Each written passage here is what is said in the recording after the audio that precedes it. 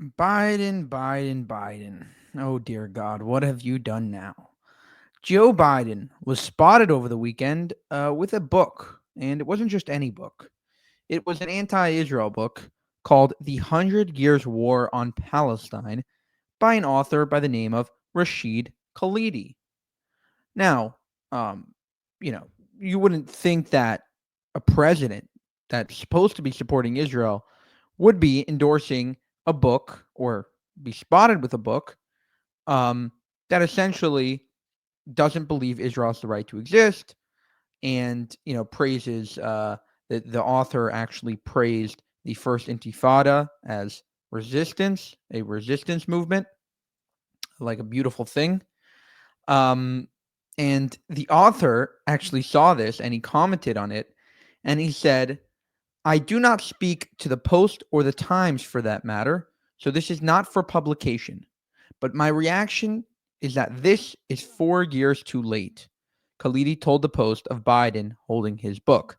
So not only is he holding this anti-Israel, pro-jihadi guy's book, he's also being rejected by that same guy.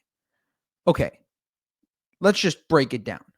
Do we think that Biden, given his mental state, can actually read at this point? Do we think that he actually went into the store to get this book? It appears so. It does appear so, but I think it could have easily been someone passing by, told him, take the book. He was like, okay, give me the book. Something like that. Or, someone gave him the book. I just don't see this being like a, a, a a Biden that can actually go ahead, think things, and then do them. Let's be honest here. You know, or maybe he took out the wrong book. Maybe he just didn't realize what was in the book. There are a lot of explanations for this, but it is pretty pretty interesting to see the president of the United States holding a book that basically says that Israel is a settler colonial state. There was also, the cover of the Post says it all. It says, "The final insult. After months of undermining Israel, Biden shows off book claiming the Jewish state shouldn't exist." They believe that Biden's been anti-Israel all along. The book is, again, The 100 Years War on Palestine by Rashid Khalidi. I don't even know what to make of this because I don't think that Biden is fully, I was surprised to hear that he could even read. But, okay, the Jerusalem Post says Khalidi has previously criticized former President Donald Trump's policies, such as relocating the U.S. Embassy to Jerusalem and recognizing the Golan Heights as Israeli territory, calling them discriminatory toward Palestinians. Conflicts between settler and indigenous people have ended in only 3 ways, Khalidi writes, likening Israel's policies to historical settler colony conflicts in North America, Algeria, and South Africa. The historian also discusses moments of Palestinian resistance and terrorism. He praises the First Intifada as an extraordinary example of popular resistance against oppression.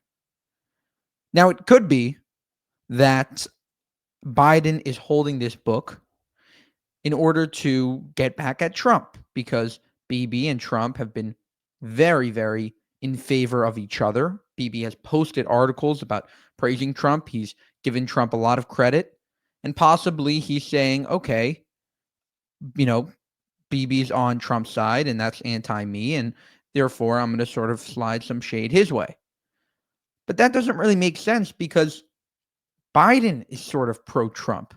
If you've seen in recent weeks, he's been spotted smiling with him, wearing a MAGA hat.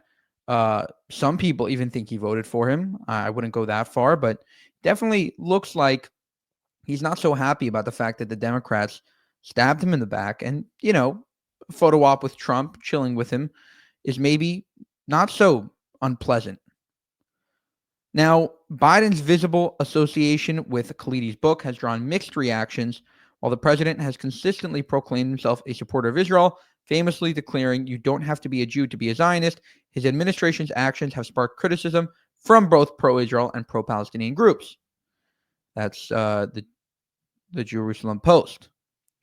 Earlier this year, Biden temporarily halted shipments of heavy munitions to Israel, citing concerns over civilian casualties in Gaza. His decision followed the October 7th Hamas attacks that killed 1,200 people and led to Israel's military response. Pro-Palestinian activists have criticized Biden's support for Israel actions, with protests outside the White House labeling Genocide Joe. Meanwhile, pro-Israel advocates have expressed frustration over what they perceive as conditions placed on U.S. aid to its ally. Again, so what do we think? Do we think that this is just another example of Joe Biden being anti-Israel, in as much as you can call him anti-Israel? Like they say, he sparked criticism from both pro-Palestinian and pro-Israel groups, because on the one hand, he, basically gave Israel the weapons it needed, basically supported Israel, in the media, basically said that, you don't have to be a Jew to be a Zionist, basically went to Israel right after October 7th. On the other hand, he did show some signs, especially towards the end of his presidency is still going, but towards the end of the sort of, the election, and Kamala Harris, they both showed signs of being, sympathetic toward the Palestinian cause. I think that this is going to be an overblown story, because I don't think that he has a lot more, left in the tank. I don't think there's going to be anything that comes from this. I do think that anyone that didn't see this coming is probably not paying attention, because I do think that Joe Biden and the Democratic Party have shown time and time again that they're not exactly pro-Israel. Let me know what you think in the comments below. For more, subscribe to Jewish Uncensored, and let us know if you want more news updates like this one. Thank you, and have a good day.